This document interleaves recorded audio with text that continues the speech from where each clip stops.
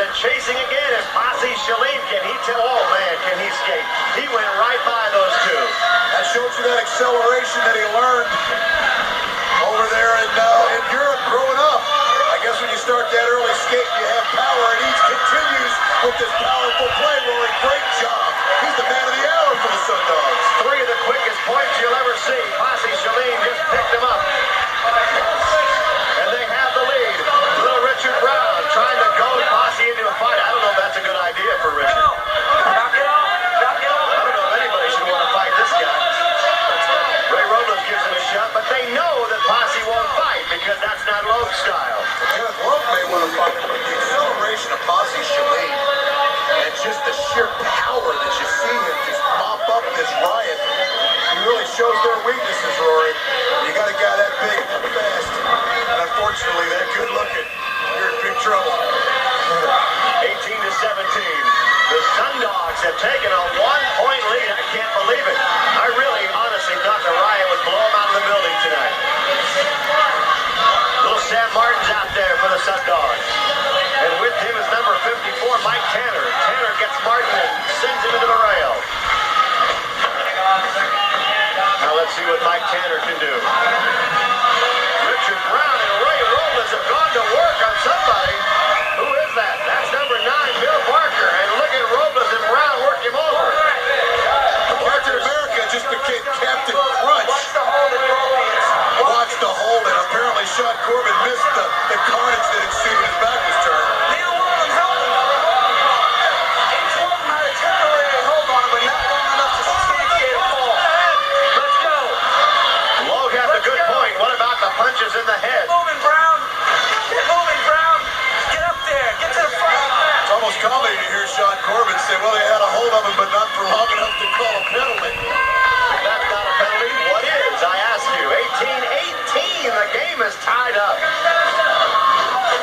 And the whip goes again to Posse Shalif. They're going to try and ride him to victory here tonight. For the Riot, that's Travis Wills. That was Travis Wills anyway.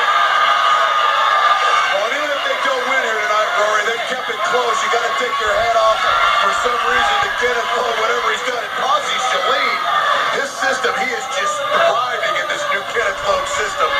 And it's pretty good to see because he's not a bad guy either. It's as though he's been waiting just for this. Certain players will fit in well into Logue's system. Whoa, my goodness. Richard Brown made sure that Posse Shalif fits face down on the bank track. Oh, look at Posse. Look at Posse. He wants to fight. He's going to take his shirt off.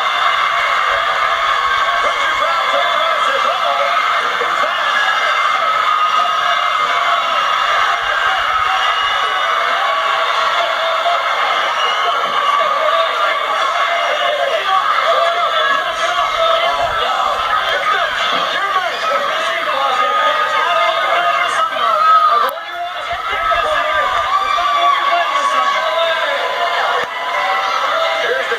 Been the star of this game. And Kenneth Logue says you don't do that with the Sundogs and sends him off the track. Well, he's promised to rule with an iron fist, has Kenneth Logue. Well, that iron fist has got a thumb sticking out sending Posse Shalif to the showers. I'll give this much to Logue. He's sticking up for his principles. I mean, Shalif's had a great game, but Logue does not want the fighting. He doesn't care to see Posse rip his shirt off, and he says, go on. You're not going to play anymore tonight.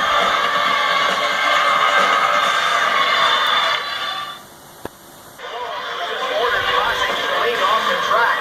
His best skater tonight. With the game on the line, a 1-point game with about 3 minutes to go. That's almost an unprecedented move. That would be like throwing Joe Montana out when you were Bill Walsh in the Super Bowl with 3 minutes to go. Well, here comes Ray Robles on a jam. Here's a guy that doesn't jam too often, but he can do it all. This guy is a great athlete, believe me. He's a tremendous softball player in the offseason. And he just sacrificed his own body so he could get out there by himself on the jam. See those little baby steps he has to take? That's to get momentum on those quad skates. Well, it ain't pretty. You see these guys on quad skates in no way compared to the agility and finesse and the sheer speed of the inline skates, but he's moving around. He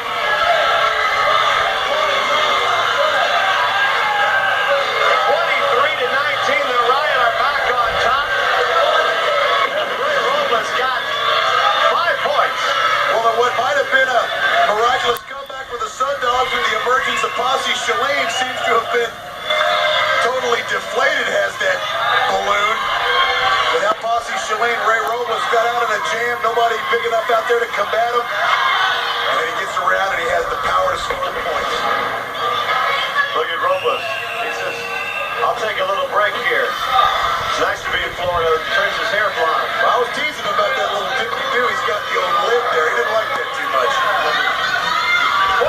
23-19. The Riot lead, and the game is on the line. This is going to be the last jam, and Sigmund Williams gets set down, but also slipping down is Mike Tanner. And Sigmund gets up.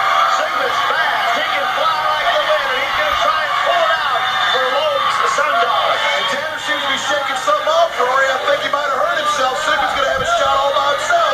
Sigmund against Richard Brown. Can the King hold on to the crown in this game?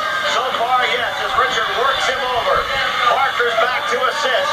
How much time do they have? 15 seconds. They need 5. Oh, Brown just took Sigmund Williams out. Raises his arms. He's accustomed to winning, and he's done it again. Look at little Richard Brown. He celebrates. Time has run out. Loeb is the loser in his coaching debut, and Sigmund Williams has to try and pick. Mark D'Amato, we're not done with him yet.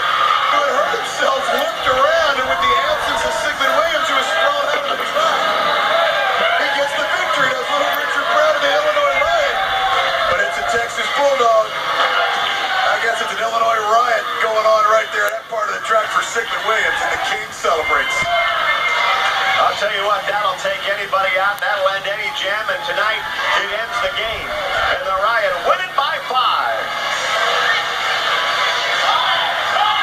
Broadway Danny Wolf is with the losing coach, Kenneth Loeb.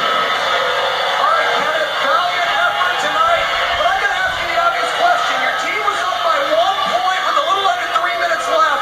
Posse Shaleen having a great game, and then you eject him from the game. And what? You would have won the game, I'm positive, if you would have let him remain in for the last few jams. It doesn't matter how good a game a skater is having. It's not whether you win or lose. It's how you play the game. And fighting will not be tolerated in the Sundogs. We had this game in hand, except for a few questionable calls from the referees that went against us. I think it was a great first showing for a team that's been out for a while. Well, you guys were in it to the very last jam, and I congratulate you on the effort of the Sundogs. I've got to ask you, though, Kenneth, what's going to happen with the Sundogs now in the future? You take Posse out of the game for fighting. How do you recruit? What do you say to the team after a close? Maybe you guys are just 1 or 2 skaters away from getting over the hump. I absolutely agree, and everybody gets a second chance. Posse will be back with the team again. The suspension was only for the duration of the game. I think I got a couple of surprises in store for the league and for Mark D'Amato. Well, in case you didn't know, your next opponent will be Mark D'Amato and those New York Enforcers. I think speaking for all the Sundogs, we say bring them on, baby. Well, you heard from Kenneth Loeb, tough loss tonight, but I got to tell you, valiant effort by the Sundogs, and when you meet D'Amato and the Enforcers, it should be one heck of a game. Right now, let's go back to Rory and Hawk. They almost look like father and son right there. Kenneth Loeb tossing Posse Shaleen out of the game, but Loeb has big plans for this Sundog team, even though they lost tonight to King Richard. Well, I think the only thing in these Sundogs' way, Rory, may be Kenneth Loeb's ego. They lost tonight 25-20, despite the efforts of Posse Shaleen, at least as long as he was still in the game. It's another great game, though, for King Richard. He has to